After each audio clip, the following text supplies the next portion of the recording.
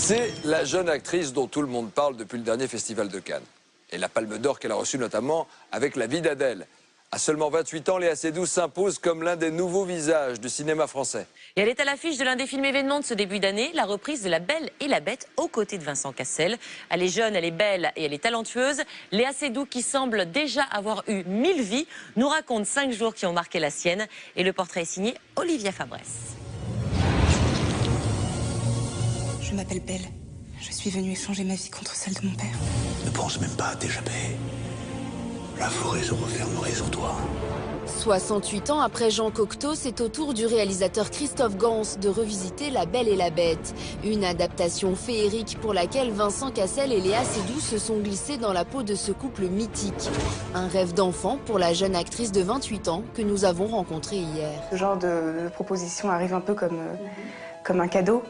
Donc j'étais très contente et très excitée à l'idée de faire ce film, de jouer avec Vincent, de faire un film de cette ampleur-là, avec des effets spéciaux incroyables.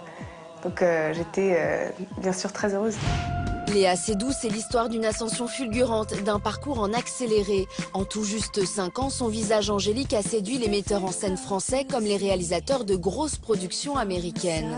Star montante du cinéma, Léa Seydoux nous raconte 5 jours qui ont marqué sa vie. Cette semaine, nous sommes allés là où tout a commencé. Les Enfants Terribles, c'est l'école de théâtre parisienne dans laquelle Léa Seydoux a appris les bases du métier de comédienne. Il faut déclencher une réaction, il faut qu'il se passe quelque chose. Comme ses élèves aujourd'hui, elle a suivi des cours pendant 1 an. C'était en 2004, elle avait 19 ans. Voici d'ailleurs son bulletin d'inscription.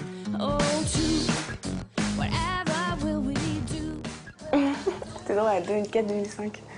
C'est marrant, c'est mignon, c'est touchant. Vous avez des bons souvenirs de Oui, cette j'ai des école très bons souvenirs de cette école. Ouais. Jean-Bernard Fétussi, qui est le directeur, m'a beaucoup aidée. Parce que c'est vrai que j'étais très timide et que je n'osais pas aller sur scène. Et un jour, il m'a pris par la main, vraiment, et il m'a dit, tu sais, si tu veux, si tu as envie réellement de faire ce métier, tu peux le faire, mais voilà, il faut que tu aies confiance en toi et il faut que tu crois en toi. Léa Seydoux est descendante d'une grande famille d'industriels. Son grand-père est le président de Pathé, son grand-oncle celui de Gaumont, 2 géants du cinéma français. Le fait d'être issu d'une famille de cinéma, d'avoir été plongé dans cet univers depuis l'enfance, est-ce que ça a contribué à cette vocation ou pas du tout, justement? Non, justement, pas du tout, bizarrement. Parce que c'est vrai que bon, ma famille, ils sont producteurs, donc c'est pas du tout, ils sont pas acteurs. Et c'était vraiment ma famille proche, c'était pas, enfin, le cinéma existait, mais parmi d'autres choses. C'était vraiment une décision personnelle. Un jour, je me suis dit, tiens, enfin, à l'adolescence, je me suis dit, voilà, j'ai envie de faire ça, j'ai envie de faire ce métier. Ça a vraiment été comme une sorte de révélation. Ne partons pas fâchés, ça n'en vaut pas la peine. Bien sûr que les montagnes sont belles. 1 an plus tard, à 20 ans, Léa Seydoux apparaît pour la première fois à la télévision. Elle participe au clip de la chanson de Raphaël, Ne partons pas fâchés, réalisé par Olivier Dahan. À se traîner là dans la mer, bien sûr que j'ai encore en moi. J'étais extrêmement impressionnée. C'est-à-dire que là, je rentrais, je me disais, j'avais le cœur qui battait en fait très fort. En fait, on est arrivé le matin et on savait pas du tout ce qu'on allait tourner. Donc on est arrivé, puis c'était très agréable. Et voilà. Est-ce qu'il y a eu des choses qui se sont passées dans votre carrière après ce clip? Est-ce que des gens l'ont vu? Est-ce qu'on vous a fait des propositions par rapport à cette apparition? En fait, Olivier Dahan, après avoir vu ce clip vidéo, m'avait fait passer des essais pour La Môme. Il m'avait dit, ah mais vraiment, tu as quelque chose avec l'image. Et moi, j'avais pas vraiment conscience de ça. Mais c'était déjà ce qui était bien, c'est que c'est déjà une façon d'apprivoiser en quelque sorte la caméra. Par la suite, Léa Seydoux multiplie les petits rôles dans des films d'auteur. Mais alors qu'elle reste inconnue du grand public en France, c'est Hollywood qui lui ouvre les portes. Tu es celui-ci. On n'est pas venu seul. Ce couloir est un champ de snipers. Vous savez pour qui nous travaillons? Nous repartons avec les codes ou nous ne repartons pas. 30 septembre 2010, à seulement 25 ans, Léa Seydoux se retrouve en face de l'une des plus grandes stars d'Hollywood, Tom Cruise. Dans Mission Impossible, Protocole Fantôme, elle incarne une redoutable tueuse à gages.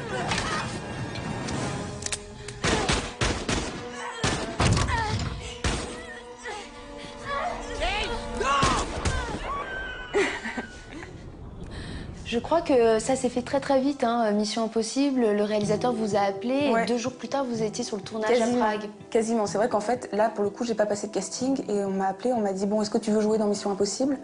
Bon, je me suis dit oui, pourquoi pas, mais après je suis partie quasiment quelques jours plus tard. Vous aviez la pression, vous étiez impressionnée? Oui, j'avais assez la pression. Personne ne quitte cet hôtel vivant. Et ensuite, avec Tom Cruise, quand je l'ai vu et que c'est devenu un peu concret et que j'ai commencé les répétitions avec lui, là, j'étais morte de trac. Et il me rassurait beaucoup en me disant ça va aller et tout, mais j'étais dans un truc où j'étais très très intimidée. Et c'est encore grâce au hasard des rencontres qu'en 2011, elle devient l'égérie du parfum d'une grande marque. Lost control, running wild, mighty bold.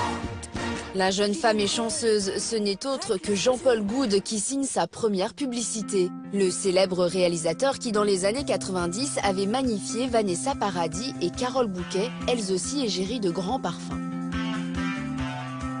J'ai croisé en fait Jean-Paul Goude à un dîner et je lui ai dit « je vous adore » et il m'a dit bah, « figurez-vous que moi aussi ».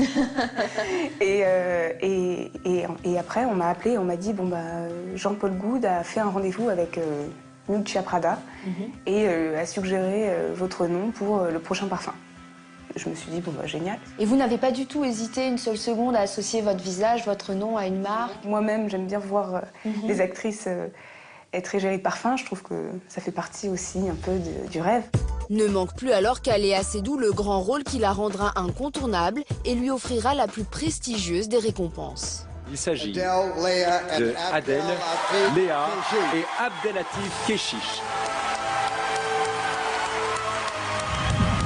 26 mai 2013, c'est la première fois qu'une triple palme d'or est décernée au Festival de Cannes. Abdelatif Kechiche et ses actrices Adèle Exarchopoulos et Léa Seydoux sont consacrées pour la vie d'Adèle. Je remercie tous les gens qui ont participé à ce film. Merci le jury, merci Abdel, merci Camille, merci tout le monde, Grégory, Wildbunch, tout le monde, merci Hassan, merci. C'est émouvant, ça me touche. Et qu'est-ce que vous avez ressenti quand Steven Spielberg, tout de même, a prononcé votre nom? C'était complètement surréaliste. Enfin, en plus, le fait qu'on ait eu la Palme à 3, parce que c'est vrai qu'on n'a pas totalement compris, mais en fait, on a chacun eu une palme. Ce qui est inédit, et c'est vrai que c'est encore plus merveilleux, même parce qu'on est associé au film. Pendant le festival, on voyait bien qu'il y avait un engouement incroyable autour du film. Et donc on se disait quand même, oui, on va avoir un prix, on va avoir un prix. Mais on ne savait pas du tout que ça allait être la Palme. En tout cas, j'espère que tu voudras bien m'aider pour mes histoires de philo, parce que tu as l'air... Bah écoute, quand tu veux. Cette histoire d'amour entre deux adolescentes a beaucoup fait parler, pour ses scènes crues, mais aussi pour la controverse opposant Léa Seydoux au réalisateur sur la dureté des conditions de tournage. Aujourd'hui, l'actrice ne veut plus en parler et souhaite garder le meilleur. J'ai le sentiment que c'est un film qui va marquer notre génération et c'est agréable et c'est aussi pour ça qu'on fait ce métier. On fait ce métier pour faire des films comme ça, qui aient un impact fort et un sens. Léa Seydoux sera à l'affiche de La Belle et la Bête aux côtés de Vincent Cassel, un conte à découvrir le 12 février prochain.